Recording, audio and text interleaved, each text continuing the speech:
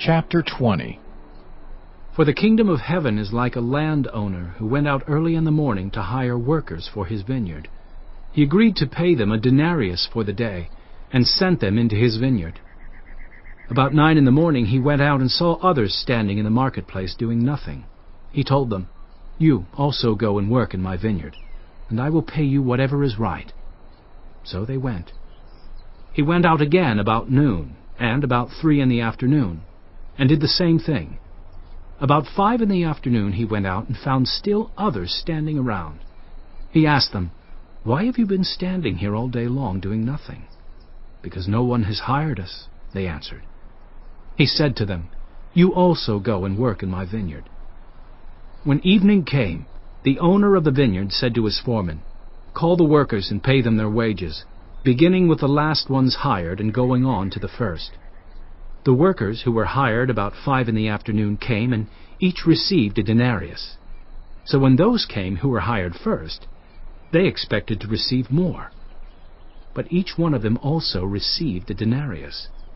When they received it, they began to grumble against the landowner. "These who were hired last worked only 1 hour," they said, "and you have made them equal to us, who have borne the burden of the work and the heat of the day." But he answered one of them, "I am not being unfair to you, friend. Didn't you agree to work for a denarius? Take your pay and go. I want to give the one who was hired last the same as I gave you. Don't I have the right to do what I want with my own money? Or are you envious because I am generous?" So the last will be first, and the first will be last. Now Jesus was going up to Jerusalem.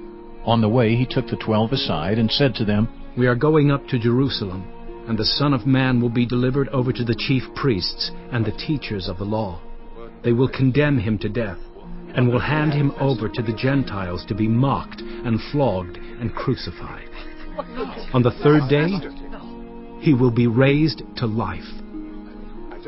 Then the mother of Zebedee's sons came to Jesus with her sons and, kneeling down, asked a favor of him. "What is it you want?" he asked.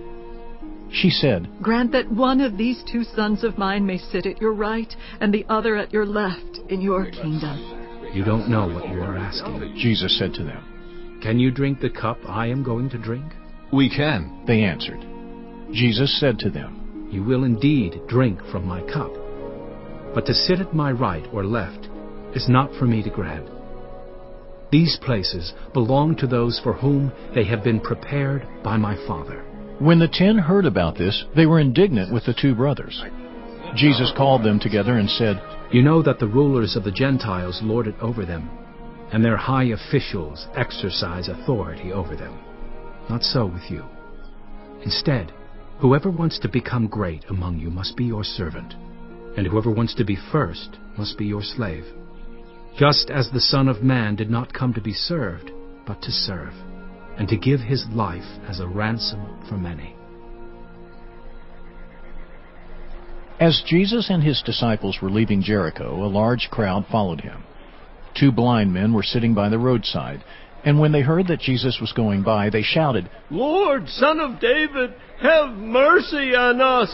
The crowd rebuked them and told them to be quiet, but they shouted all the louder, "Lord, Son of David, have mercy on us!" Jesus stopped and called them. "What do you want me to do for you?" he asked. "Lord," they answered, "we want our sight." Jesus had compassion on them and touched their eyes. Immediately they received their sight and followed him. Chapter 21. As they approached Jerusalem and came to Bethphage on the Mount of Olives, Jesus sent 2 disciples, saying to them, "Go to the village ahead of you, and at once you will find a donkey tied there, with her colt by her. Untie them and bring them to me. If anyone says anything to you, say that the Lord needs them, and he will send them right away." This took place to fulfill what was spoken through the prophet.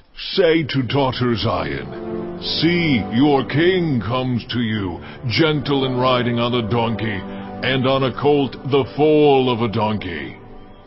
The disciples went and did as Jesus had instructed them.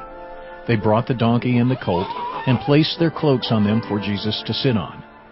A very large crowd spread their cloaks on the road, while others cut branches from the trees. and spread them on the road. The crowds that went ahead of him and those that followed shouted, Hosanna to the Son of David! Blessed